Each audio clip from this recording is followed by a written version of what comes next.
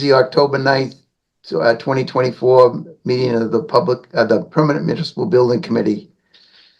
On tonight's agenda, we have our warrant, which we have two rather large items for the warrant. Steve, do you have the capability of putting that up? Do I? Yeah. Let's see if I've got the warrant.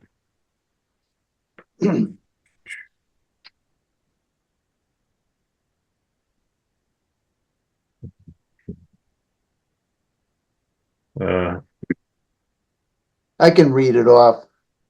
I can pull them up if you'd like, Bob. Okay. Just let me open them. Well, there's another invoice in there other than Vertex and other than what was approved by Vertex. There was a piano piano that had to be moved out of King Street and stored, and it never came before the committee. And if we want to not approve that, Ryan said he'd pay for that out of another fund.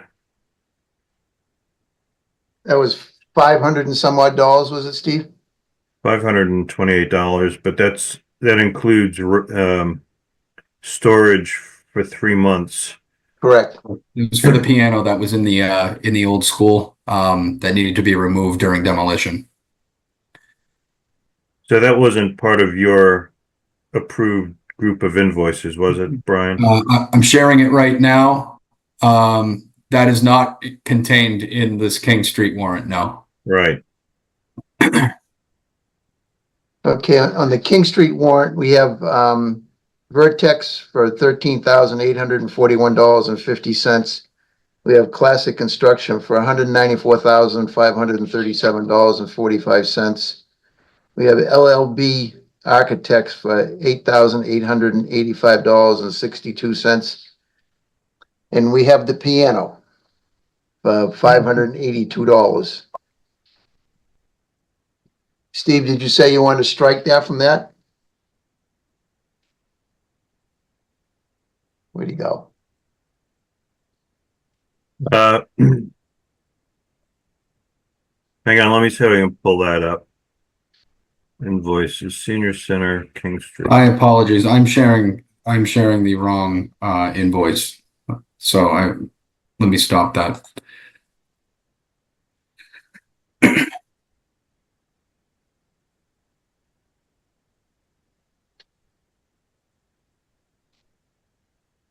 So let me share my screen.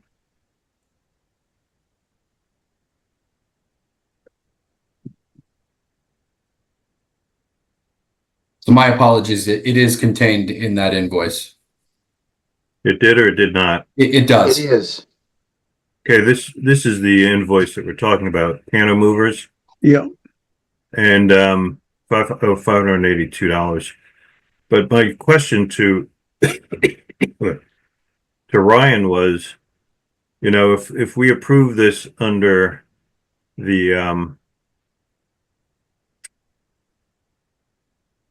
the construction costs, are we stuck with the storage until it comes back sometime next year? So I don't know that this actually belongs in our list of invoices, but I said that I'd bring it up to the committee, and I mean, it's kind of short money. Brian, what were your thoughts of including this in your invoice? So we do have a line item for moving. Obviously, that was taken off of quotes that we got from both departments in order to move some of the existing furniture that's going to be moved from one location to the other. This is pretty short money, and I think we could accommodate it. I think if this does end up being stored until, let's say, March, that would be another, let me do the math quickly. It'd be another $500, $600 for that. So I think that our moving line item would be something that we could accommodate it for. I'd have to work with Steve Mark to see if this is something that's being billed on a monthly basis I did have a meeting with Michelle Reynolds from the town to kind of figure out, making sure all invoices come through us first, because we weren't aware that this one was being put on. But for something like this, we can take it and incorporate it into the budget and make sure that it's being charged to the correct line item. Brian, do we know where this piano is gonna go to? In the new location, Hmm, I believe in the lobby is where it was held originally, and I think that is kind of the home that they had set for it in that main foyer area. I need a motion, and are we gonna include the $582? I think I'd make a motion that we include it. Somebody second it? Second. I think I got a second there. All in favor? Hi, Stacy. Stacy Scott, yes. Steve Moore, yes. Bartlett, Bartlett Harvey, yes. Tim, Tim Harvey, yes. Mike, Mike Scaduto, yes. Bob Rumley, yes. Okay, that the total of that invoice then is $217,846.50. So I need a motion on that. I make a motion, we approve the invoice for the King 36 Street King Street. project for $217,846.57. Second. All in favor? Steve Moore, Yes. Bartlett Harvey, Yes. Mike Scaduto, Mike Scaduto, yes. Stacy Scott, Scott, yes. Tim Harvey. Can I ask a question? Sure. So this is really me just trying to understand how it all works. And I don't want to take time, a lot of time for the whole committee here, but just so I understand, the architect signs off on the builder's invoice. Yeah. Is that true? That's correct. Yes. And you folks at Vertex, you're kind of overseeing the whole thing. Correct. So every invoice that you see on this warrant has gone through the architect and us as the OPM's vetting. It goes back with a pencil rec. We have comments on it. It gets updated to a final rec. We review it again. It gets executed by the architect and then included into our packet, which is the backup for this warrant, which has all of the invoices that we put together. And then contained in that packet is also the total budget on what these line items are being hit towards on the total budget. So it has what's committed, what remains, and then what the total budget is at the bottom. So there's at least like a double layer of like check or verification on it. Correct. And you folks and the architect all submit like the hours for the month. That's correct. The hours and how much and everything. The architect is based on a lump sum contract. Us as the OPM are on a T&M contract based on our proposal that we put forth. So we don't bill more than what we said we were going to, but we do track our hours, and that's submitted with full backup as well in that packet. And the architect's a lump sum, but they also do hours. Their billing is based upon percentages of the actual work that has been completed. So we push back on the architect if we feel the design isn't where it is at that point in time, or if they've overbilled for the amount of the construction administration that they've given on their proposals. So that's where we're at in this project. And that's what we're recommending because there's sufficient funds for the remainder of the project as they've broken it up. That Okay. answer your question, Tim? Yeah. No, sorry. Just me getting up to speed. Okay, and I need your, yes, I need your vote. Yes. Okay, and Bob Romley, yes. Right, the second warrant article we have, you put that up, Brian or Steve? Yep. If you'd like, I can. It's for the senior center. Yep. And the first item on it is Vertex Corporation for $35,247. LLB Architects for $27,943. And Commodore Builders, Commodore Builders for $1,464,702.64. And then the last one is WSP. WSP Yeah. testing. It's $725.25 for a total of $528,000 rather, $618.05. I make a motion that we approve the invoice. I'll second it. All right, Steve Moore, Yes. Bartlett Harvey, Yes. Tim Harvey, Yes. Mike Scadudu, Yes.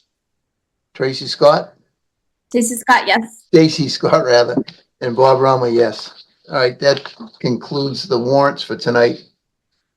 Approval of the meeting minutes for 9:25. I just got them myself because my email has been down. I don't know whether anybody else has read them. No. I haven't seen them yet. Okay, we'll pass on that. The Shaker Lane feasibility study, Stacy or Steve, you want to answer on that? I'm gonna jump off now, but I Okay, can take Steve. it. here's later. Feel Thanks. better, Steve. Feel better. Thanks. Yes, so the update on that is we're really just waiting for TTH to come back with us on the cost estimates for the 3 proposals that we have sent out to the MSBA. So those are going to be hopefully coming in around the 22nd. So we have to review them after the 22nd fairly quickly because we have a special town meeting on October 29th that we're going to be presenting those numbers for. In the meantime, on October 16th, there is a meeting between school committee, Pmbc, select board, and the Shaker Lane Building Committee to kind of get everyone up to speed as to where we are on the timeline for the project. Hopefully talk a little bit about the costs that have been estimated, knowing that the actual costs are still being calculated, preparing for the special town meeting and how to present that to the community, as this will be kind of the first introduction to the community and kind of a formal town meeting arena. So other than that, That's a in-person meeting too? on the 16th, I Yes, believe it is. I can take a look at our calendar right now and just see. I think it's in person and Zoom both. Yeah, it's a hybrid meeting. Yeah, it's hybrid. Yep. Thank you, Mike. When and where is the meeting? Let's see. The meeting is going to be, is it at the library?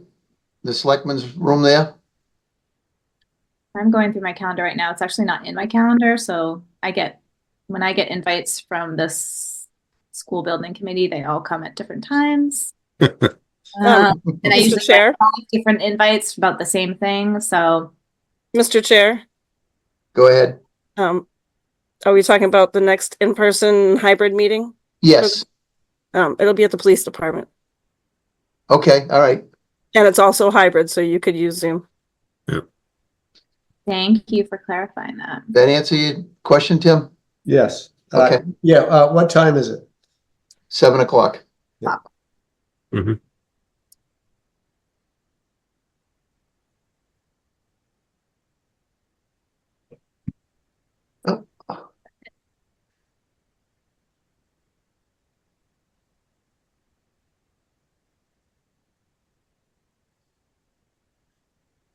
Anything else?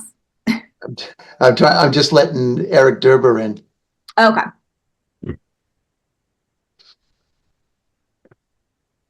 All right, the police station is the next item on the agenda, and that is the water problem that they're having there.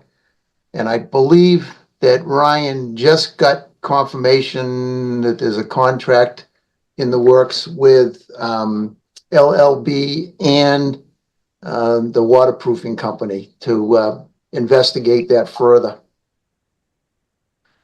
Hi, it's Eric Durba. I was on the meeting as an observer and now I'm in as a participant. So, yeah, that's confirmed, Rob. That is, we met down there this week about that.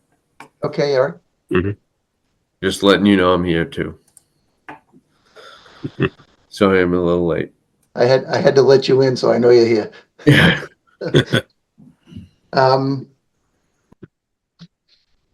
Brian Fours, the update on the senior center and the 36 King Street. Yep, I'll do senior center. I'll kick it over to Matt to do a King Street update. For senior center, we sent out the monthly reports earlier this week. Project's going very well. We're still tracking with our substantial completion date in March. We are doing a lot of envelope and exterior work now before it gets cold. We've done the subsurface infiltration. We've completed the exterior masonry on the building. And as well as doing installation of exterior clips, which is going to hold our siding that's going to be on the side of the building. From a financial standpoint, I believe we're about 50% paid through. We've just given a new cash flow to the accounting department, and our burn rate is very healthy with our contingencies and our GMP contingencies. I have two changes to present to you, and then I'll give a quick share of just a couple pictures and any questions that people might have on the monthly report. I don't want to go into it too much. They should be in all of your email boxes, but if there are any questions, feel free to stop me. As you can see, the exterior vapor barrier has been applied, windows have been installed, and the roofing system has been ongoing. What they call the SIP panels, which are the next layer of roofing material, is now being installed on both sides of the building, and we're getting the building completely weather tight. We have some exterior window testing that's going to be scheduled for next week. We scheduled that a little prematurely based upon the assembly that we have. We're going to make sure that the assembly itself is extremely watertight. I think I alluded to it at the last meeting. We've done a blower door test for the entire building, which passed with flying colors. And then we will do another one, a subsequent one at the end of the project once all the finishes are done to make sure that we are meeting our code requirements. To go through a little bit on some of the pictures, you can see the exterior masonry. Some of our mechanical and plumbing systems are ongoing. We passed inspection for all overhead and ceiling inspection from our local authorities. So we will now be mobilizing with drywall within the coming weeks.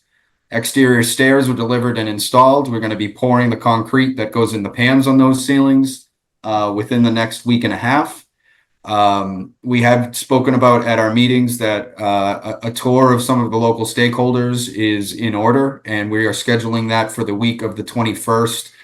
I don't have the exact date for it. I'll make sure that PMBC is aware of that. We'd like to schedule it probably around after 2:30 in the afternoon so that contractors have time to get off site and we can allow people to come through to kind of see the building as it's starting to take shape. That also gives Commodore some time to clean up the site, make sure that it's habitable for people as well as some of the senior center stakeholders that want to see the inside. Furniture is being ordered next week, and we're working with Liz, the COA director, to manage any of the donations or fundraising that's happening on that, and making sure that recognition as part of a signage package and any type of naming rights is being taken care of. To give a quick, here's some more interior window blocking and installation that we were doing at the library side of the building. We also took over a little bit of the parking lot. We coordinated with the library in order to put some storage trailers in the parking lot that contained all of the roof materials. That's going to take about a month in order to get all of that fastened and empty those trailers out. At that point, we will get the trailers out of there and open the 10 or so spots that we took up. And so we appreciate the town's flexibility to do that and do it off of the project site limits. We've done inspections with the architect for locations of outlets, data drops, as well as screen locations. So we're in a good spot there. We've had some moving things around slightly, making sure that that's where they were per design. Here's some excavation of the exterior infiltration. You can see that's going to become part of the parking lot. We're scheduled for binder course of asphalt to be going down within the next month. And in that point, that will be the surface that we have until the spring, where Commodore will come back with their site contractor and put the final coat down and do the striping. So it's not subject to the winter conditions here. Another masonry shot. And here's some installation of some of the exterior canopies, as well as the roof edge here that we have, which is going to be receiving the SIP panels, which makes up the entire insulation roof system that we have on the building. Any questions on the project itself? And then I'll go over just a couple of the things we're recommending tonight for a vote. Yeah, what kind of vapor barrier did you put on? It's a fluid applied vapor barrier that goes on there. I don't have too much experience with it, but we've been very impressed with the contract. The filed subbidder who's been on site did the installation of it. It's been inspected by the manufacturer as well, and was also a big reason why we had such good results on our blower door test on the inside. And yeah, nice. And what kind of SIP panels are you putting on the roof? I believe I'll have to get the cut sheet for you, but I believe they're about 4 inches thick of a 5 1/4. 5 1/4, inclusive of the plywood and the insulation product that's inside of that as well. So that gets fastened all the way through the panel down into the substrate and tied down. It's also been designed structurally to receive the photovoltaic solar system that's going to be going on top of that. Nice. Brian, I think Liz was shooting for the 24th for a tour. I had it written down. I couldn't find it before the meeting. So the 24th, I think, is what we have. We'll confirm with that, and we'll send that out to the Pmbc too, because I think they should definitely be involved if they'd like to join. I think we'll have the contractor, ourselves, and a representative from LLB to be there as well, just to kind of answer questions and kind of be the guys that live it day in and day out to kind of show how the building's going to look when it's done. I know Liz mentioned 3 o'clock. I don't know if that's definite, but that was what she mentioned on Thursday, the Thanks, 24th. Okay. We're recommending two potential change orders to the committee tonight. A total value of, if you can see my screen, of the spreadsheet here. I want to direct your attention to the ones that are highlighted in green. I can zoom in a little bit. The first one is based on a ASI, which is an architectural supplementary instruction, updated on our technology drawings. And this kind of all ties into our security system that we have. We opted to have Commodore take on the security scope on this project. We are using Neshoba Security, who is the main vendor that we have in town and who actually has a lot of the maintenance rights that we have at Town Hall. That cost of that security scope is around $61,000, which we do have budgeted in our total project budget. In doing so, we've done some coordination with Neshoba as well as the electrician that's on site. There needed to be some additional junction boxes in order to bring the MC cabling to each of these doors for the card readers. MC cable being the electrical that's bringing the line voltage to these doors. That resulted in a change of $7,429.76. It was reviewed by our engineer of record who recommended this. I do want to also let the committee know I had $100,000 that we have budgeted for security on this.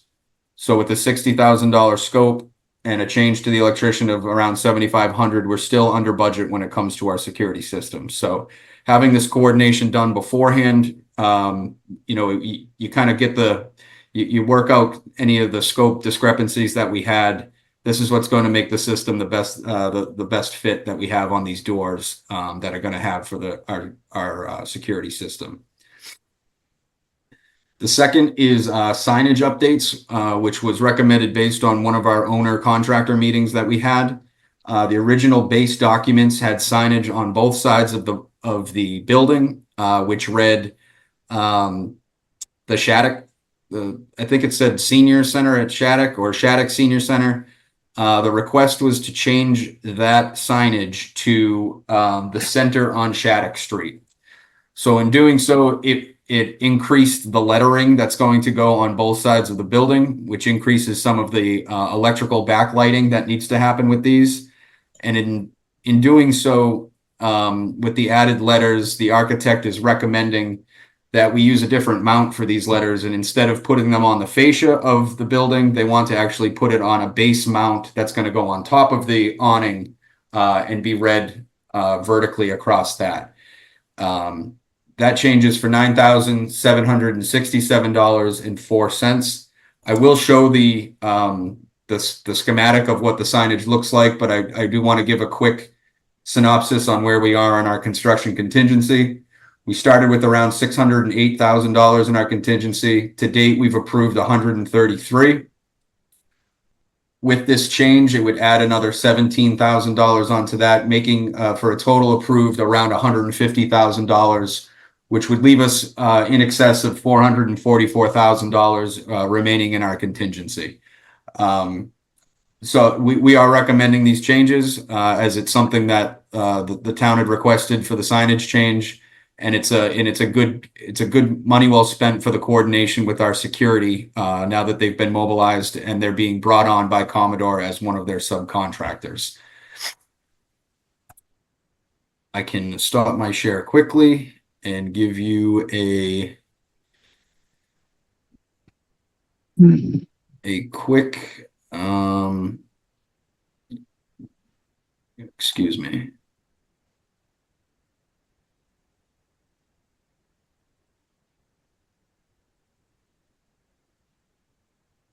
Just show you what the new change will look like, and that is going to be,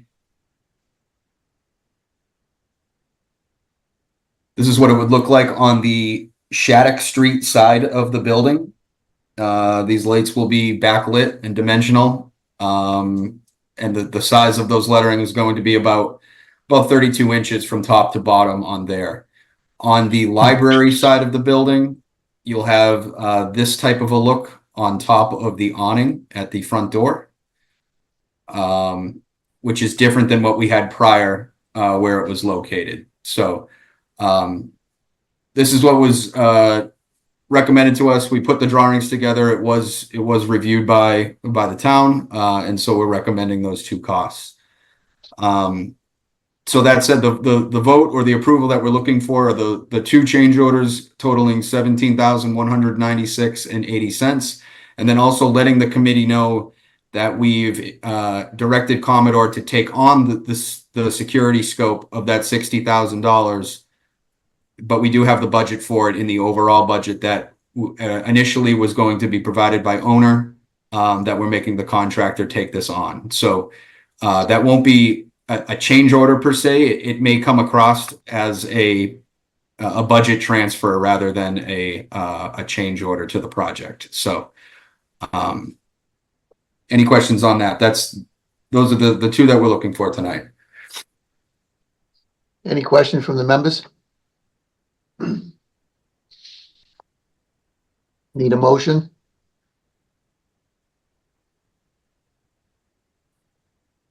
It was a total, Brian, $17,196.80. Yes. Motion? I'll make a motion to approve these changes to the Second. 17,000. Second. All right, all in favor, Bartlett? Yes. Mike? Yes. Stacy?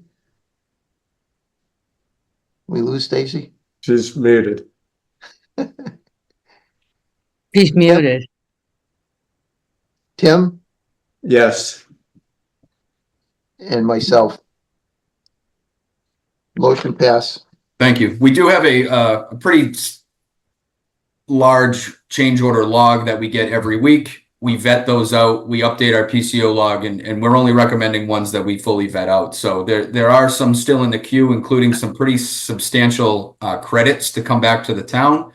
And And we're just not ready to propose those yet because we want to make sure that the town's getting the most bang for their buck. So we'll probably update you at the next PMBC meeting. So thank you very much. Okay, we move on to the Indian Hill building. Sure, I can take this one. So a good month of progress. The PCOs that we had discussed at the last meeting that were approved have opened up quite a bit of work for Classic to tuck into, and they've been attacking it pretty aggressively over the past month. So the focus has been on exterior work, beginning with the siding, which has been repaired or replaced as needed. A lot of work chasing down any exterior repairs that needed to be made by Classic and their carpenters. And then once the siding was prepared, Fox Painting, who is Classic's subcontractor for painting, came on site and primed and caulked and has been painting the exterior. And so that is in progress. We're expecting that the painters will finish the exterior this Friday. They're finishing up a few last coats of the gray paint that's sort of a two-tone paint job to break up the mass of the building. And that is in progress. It looks pretty nice, but it's it's well underway, and we anticipate that being done soon. Classic remains on target, I'd say, to complete the exterior work before winter sets in, which was their goal in setting up the project schedule. Moving to the inside, Classic has done some work on in the lower level, installing concrete footings. I have some pictures I can share in just a minute. I'll take those from our monthly report. So that was poured on the 17th. And immediately following that, our testing agent, Yankee Testing, took samples of that concrete, and we got 7-day break results back. And just after just a week, they're already at 95% of the design strength. So we anticipate that they'll cure to be well in excess of the specified strength. The rebar within those footings as well was inspected by Yankee when they were on site prior to the concrete being placed, and that was observed to all be in order. Sort of working around the exterior, there are a number of exterior doors with decks and egress stairs, and Classic has been doing repairs or replacement at those locations. We're advised at our construction meeting today that those are pretty much done. I think the last piece Kyle said was the railings, that those are going to need to meet code. Inside, Classic has been framing walls and has been doing electrical and plumbing rough-in work. So that's in progress right now. And then one of the other items that they were doing is, and I have some pictures of that in the monthly report that I'll go through in just a second. They've also done quite a bit where we were recommending previously that they remove the gypsum concrete flooring that was done for acoustical purposes when it was a music school, and it created different floor levels that were just enough different that it might have posed challenges to installing the new flooring, and that has been demolished and removed. You can see some pictures that I'll share in just a second of that bulk demo underway. Also, they with the completion of the roof, they've added the skylights and solar tubes. So those are in place, and it makes a significant difference in the quality of the lighting in the second floor office spaces, as we were hoping that it would. So I can share screen here in just a second. Project is on budget. I'll talk briefly about FF&E, which we've fully coordinated, and we expect that to be ordered about by the end of next week. Security also is something that we've been reviewing. Like the senior center project, we're going to be using Neshoba, brought in under the general contractor, who is Classic. That scope has been fully coordinated with all parties that are going to be living in the building to identify everybody's needs. And I think we've reached a solution where we understand what is required. So I'll move over to share my screen here, and I'll put up the monthly report, and I'll take you through some pictures. Project remains on budget. I think when we were reviewing the PCOs previously, we explained that there's it was a big chunk of the contingency, but it was also a large number of items that we discovered as we were doing the exploratory work early in the project. And so we were comfortable recommending those changes at that time. I'll move through here.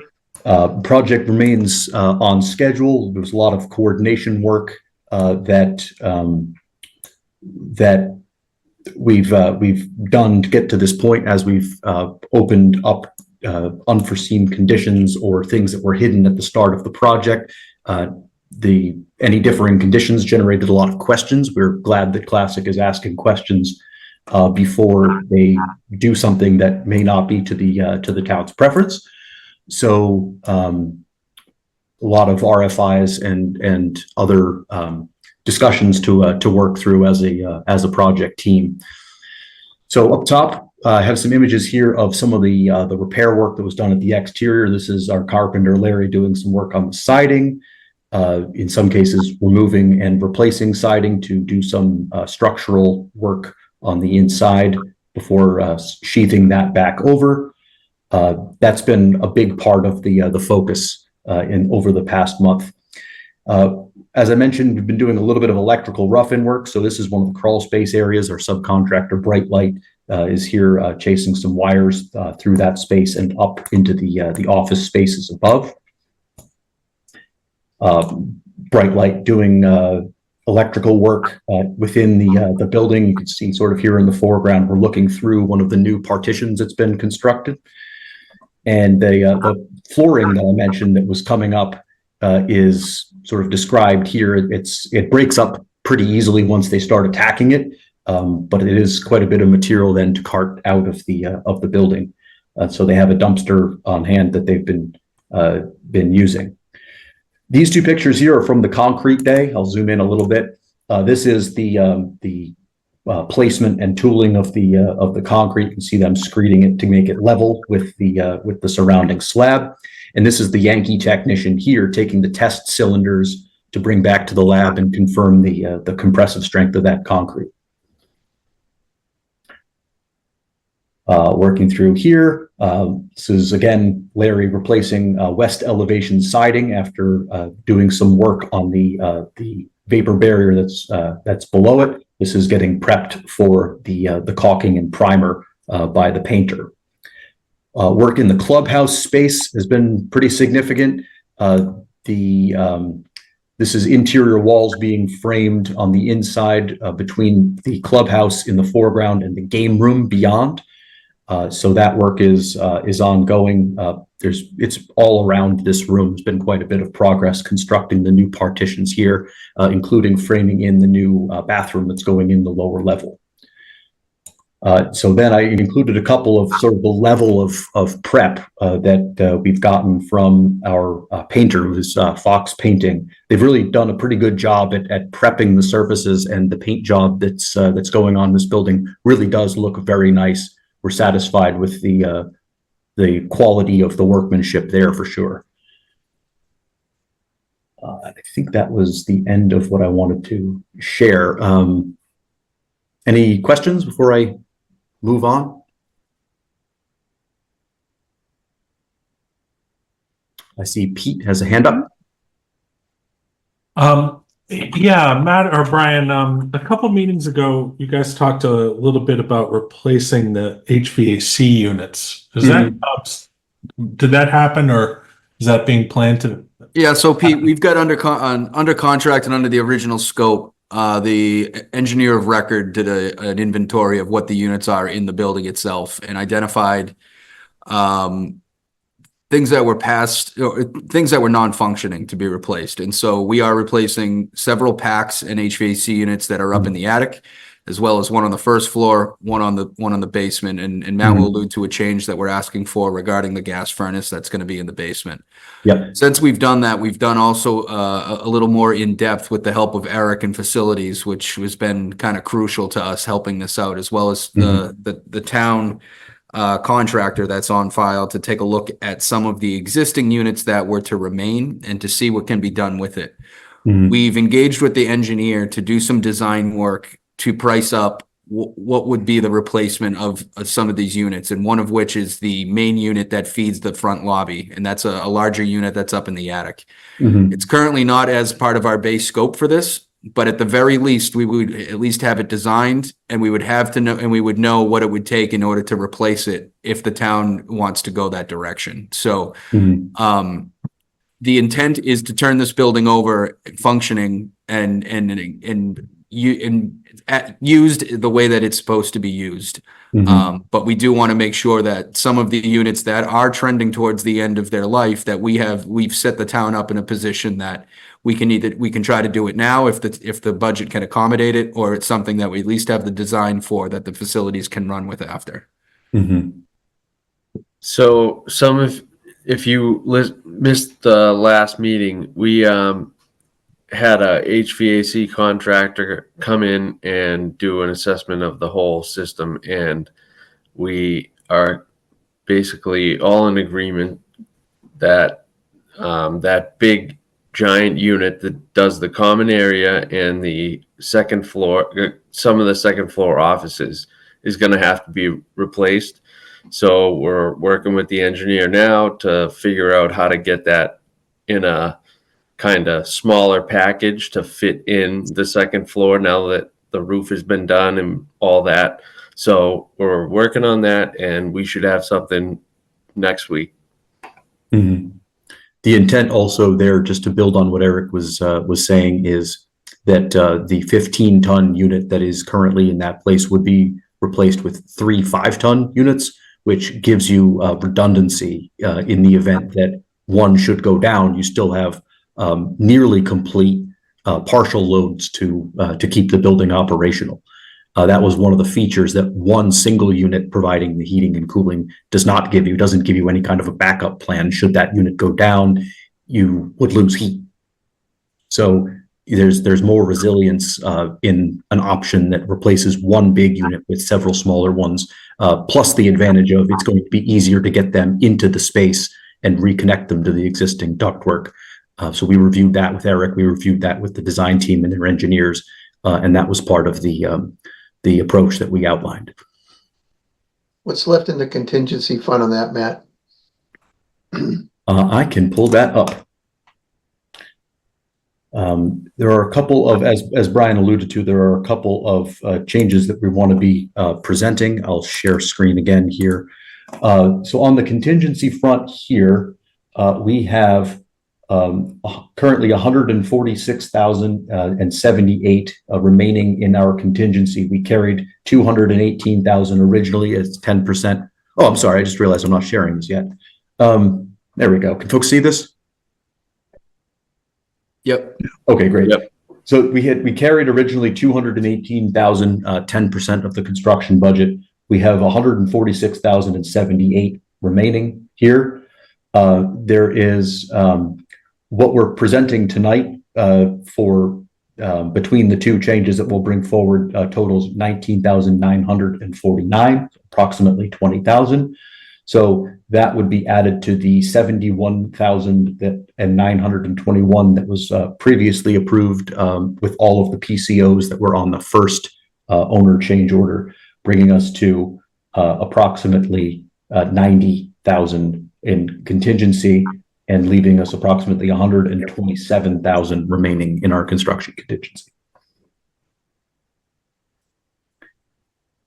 So if I can just jump in here, you know, as the committee can see, that this project is a lot different than the senior center, where we're really taking a hard look at any changes that are coming through here. Obviously, we have to prioritize them for things that have to be done, and then things that are best well spent to be done while we have a contractor on board. One of these things Matt alluded to is the 40 grand that we have there for fire protection repairs. We have in dealing with the contractor, you know, we gave a verbal not to exceed number of the 40 grand based on our last PMBC meeting. We have confirmation that they are done after a day and a half. We think that that 40 grand should be less than $10,000. So that approval of 40 grand, we will update once we get the final number for it, but any excess money that we'll have there will replenish back into the contingency for other decisions that we'll bring up later. So Matt, Matt, if you want to go through the two that we're recommending today, one of which was an old one, we just didn't have the pricing yet to put that in front of the PMBC, but it's work that's already been performed. And then the other is a valve that we had recommended to us by the contractor, reviewed by the engineer, and we're told that this is going to be money very well spent regarding the gas furnace that we have down in the basement. Mhm. Yeah, so this is exterior rot repair. As I mentioned, there's been quite a bit of work by Classic and their carpenters chasing things around the exterior to repair rotten siding or sheathing where nails were not holding into the substrate. So that was work that we felt we had to do in order to turn over a building in good shape to the town. And so that work, as Brian mentioned, we didn't have that fully settled before, but this is a final determination of the labor and materials based on T&M time and materials basis. And we've had Doug Goddard on site, monitoring the time that they've spent on this. We feel comfortable that that's accurate and that this is money well spent, as Brian said. Delivering a building in good repair to the town. So we're recommending PCO 15 for the exterior rot repair in the amount of $12,347.48. As Brian mentioned, also there's some work done to support gas furnace adjustments. This is, I think, also captures some electrical changes. There's new wiring requirements from the existing conditions. And so in looking at the PCO that was sent for this from Classic, this breaks down to be approximately half labor, half materials. But it represents, changes needed to accommodate the gas furnace upgrades. And as Brian said, we recommend that that we move forward with this. This is based on changes that came from the design team's response to an RFI from the contractor in RFI 17. So what's the total there, Matt? The total of pending items that we're recommending this evening is $19,949.53. I'll zoom in a little bit if that's difficult to read. It's here in the green. Repair 12,000. Electrical changes. Any questions from the board? No. We have a motion. I'll make a motion to approve these two changes for a total of $19,949.53. Second. All in favor? Bartlett? Bartlett, yes. Mike? Mike, yes. Tim? Tim, yes. Stacy? Stacy, yes. And Bob Romley, yes. And we have just one other thing, and I actually have to jump off. I'm going to let Matt do it, but we have a few amendments to the designer contract that we want to put in front of you for the relatively short money. We have the soft cost contingency to pick this up, but these are to do some of the design extras that we're asking for in order to get a price on. So Matt's going to run those through you quickly, and then we can, I think that'll conclude our update. So thank you. Which project, Brian? These are for King Street. Okay. King Street. I have a question on the King Street one too, for Matt. The cabling that Nancy needs for all the computers, is that included in this? I know Yes. she had a separate contractor coming in. Yes. So the update on that is that we have added through a change proposal request. We've asked the electrical subcontractor who is working on this project under Classic to give us a price to do that work as a change to their contract. We think that that is the most efficient way to get this done. while an electrician is on site and has things open. And so we've asked for all of those changes, and we walked through with Eric and Ryan and Nancy and numerous others associated with the project to understand what is needed and roll all of those into a single change proposal request. It's change proposal number 14 and is currently with the contractor for pricing. They have asked us a couple of questions that we need to our design team to clarify, but that work has been sent to them for pricing. It wasn't in the original contract? Sorry? That wasn't in the original contract? It's in the original budget, Bob, that we were going to do as one of Nancy's contractor. We were having procurement issues based upon the amount that it came out to be. His scope started growing and growing and growing. So we ended up really backing off a lot of the scope, bringing in the electrician and just expanding what the electrician scope is. So this is going to be very similar to the security, where we're going to be relocating budget items from one to the other in order to accommodate it. Okay. Excuse me, Bob, Mr. Chair. I actually have to leave. I have a Wednesday conflict that before I actually signed up for PMBC. It's okay, Tim. We voted on what we needed, so we can let you go. Okay. Okay. Thank you. Sorry. Thank you. I'm signing off at 7:55 too. I know you got that 8 o'clock, boom, you're out of here. So with that then, Bob, we're going to direct the designer to proceed with those design changes. We'll bring the physical numbers to you and the impact it has to the soft costs at the next PMBC. And then those pricing from the contractor will go into our PCO log that we'll present to the committee. Okay.